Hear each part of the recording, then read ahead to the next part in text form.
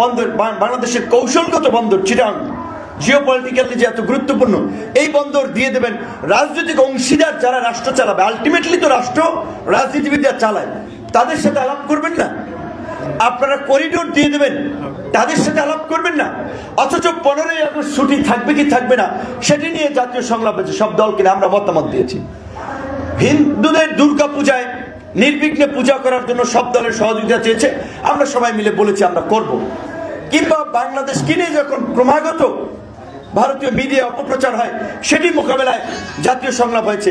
তাহলে এই যে বিষয়গুলো নিয়ে একটা সন্দেহ সংশয়ের সৃষ্টি হয়েছে, সেগুলো নিয়ে একটা জাতীয় সংলাপ করা যেতে পারতো না? রাজনৈতিক দলগুলোকে নিয়ে ডাকতে পারতো না? সেটা তো আপনারা ডাকেন নাই।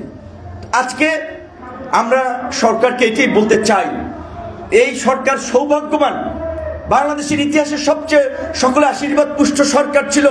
বিএনপি বলেছে, জামাত বলেছে, সমস্ত রাজনৈতিক দল বলেছে এটা আমাদের সরকার। আমরা সকলে মিলে এই সরকারের মাধ্যমে এই গণহত্যার বিচার, রাষ্ট্র সংস্কার এবং বাংলাদেশের গণতান্ত্রিক উত্তরণে আমরা সবাই মিলে কাজ করতে চাই। সবাই সরকারকে সহযোগিতা করুন। যখন সচিবালয় আনসার বাহিনীর তাণ্ডব চালায়, তখন উপদেষ্টারা আমাদেরকে ফোন দিয়ে বলে যে তোমরা যাও, আমরা যাই। যখন বিচার বিভাগের কু করার জন্য এই অনলাইনে বিচারকরা মিটিং করে, তখন উপদেষ্টারা আমাদেরকে ফোন দিয়ে বলে আদালতে যাও। আর এখন এই ক্রাইসিসে এত কিছু হচ্ছে, এখন আমাদের মতামত প্রয়োজন হচ্ছে না। এখন তারা কিচেন ক্যাবিনেট করেছে, কিচেন ক্যাবিনেট, ষড়যন্ত্রের কিচেন ক্যাবিনেট, রাজনীতিক বিরাজনীতিকরণের কিচেন ক্যাবিনেট।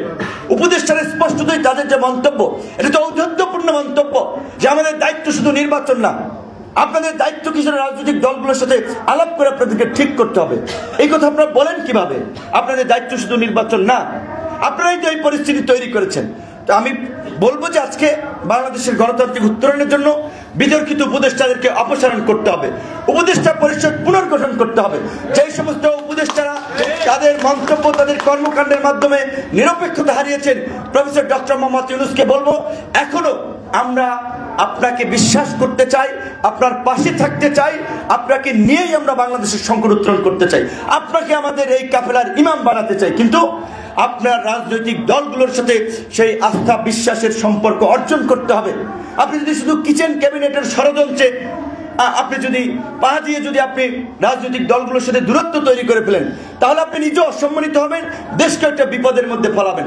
আপনাকে তো কেউ আমরা সরে যেতে বলি নাই, আপনাকে তো পদত্যাগ করতে আমরা কেউ বলি নাই।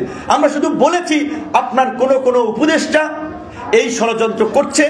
আজকে বিএনপির ইশরাক হোসেন আদালতের রায়ের পরে তাকে বসতে দেওয়া হলো না, বসতে দেওয়া হবে না, তার সমর্থকরা ঢাকা অবরোধ করবে না। তাহলে এই পরিস্থিতি কারা তৈরি করলো? এই যে অবুঝ উপদেষ্টারা। আপনি প্রশাসক বসাইতে পারছেন উত্তরে একজন হিজবুত তাহরীরের নেতা, জঙ্গিবাদের সাথে সংশ্লিষ্ট, তাকে আপনার উপদেষ্টা এই প্রশাসক বসাইতে পারছেন। ইশরাকের মতো একজন রাজপথের লড়াকু যোদ্ধা, যারা গণতন্ত্রের জন্য সংগ্রাম করেছে, ভোটে বিজয়ী হয়েছে, তাকে আপনি বসতে দেবেন না। কারণ নতুন দল গঠন করেছে, তাদের ঢাকায় আধিপত্য দরকার, উত্তরে তাদের লোক, দক্ষিণে তাদের লোককে বসাতে হবে। এই পরিস্থিতি কারা তৈরি করলো? এই অবুঝ উপদেষ্টাই তো তৈরি করলো। তাহলে এই জন্য আমরা বলছি যে দক্ষ, অভিজ্ঞ, রাজনৈতিক ম্যাচিউরড কিছু উপদেষ্টা দরকার। সেটা আমরা মনে করি এই উপদেষ্টা পরিষদের পুনর্গঠন, এবং অবশ্যই আমরা এখনো বলবো নির্বাচনের একটা সুস্পষ্ট আপনার রোড ম্যাপ আমরা চাই। আপনি কবে নির্বাচন, ডিসেম্বরে বলেন, জানুয়ারি বলেন, আপনি যেই অন্তত একটা মাসকে নির্দিষ্ট করেন যে এই মাসে আমরা নির্বাচন দেব, তাহলে তো সবাই একটা আস্থা পায়। এইটা দোষের কিছু না। এখন এইটা যদি চাপ প্রয়োগ করে, এইটা যদি আপনি চাপ অনুভব করে পদত্যাগের কথা বলেন, এইটা আপনার জন্য আসলে অসম্মানের, পুরো জাতির জন্য অসম্মানের। পুরো জাতি আপনাকে সংকটকালে যেভাবে সবাই মিলে আপনাকে এই জায়গায় বসিয়েছে, সমর্থন দিয়েছে, যে আপনার জন্য একটা বড় পাওয়া ছিল। আপনি কেন রাজনৈতিক দলগুলোর সাথে দূরত্বটা তৈরি করলেন? আমরা আশা করব যে তারা আজকে সন্ধ্যায় বিএনপি, জামাত সহ পর্যায়ক্রমে বিভিন্ন রাজনৈতিক দলগুলোর সাথে আলাপ আলোচনায় বসতেছে। রাজনৈতিক দলগুলো সেখানে তাদের সুস্পষ্ট মতামত দিবে। সরকার উপদেষ্টা পরিষদ পুনর্গঠন করে নির্বাচনের জন্য যে ধরনের কর্মকাণ্ড দরকার সেই দিকে তারা হাঁটবে।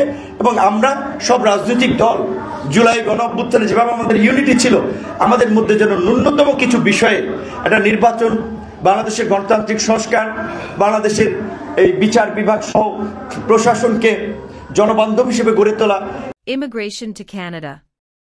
we provide the best quality service and solution for Canada immigration. Please visit our website and contact for details.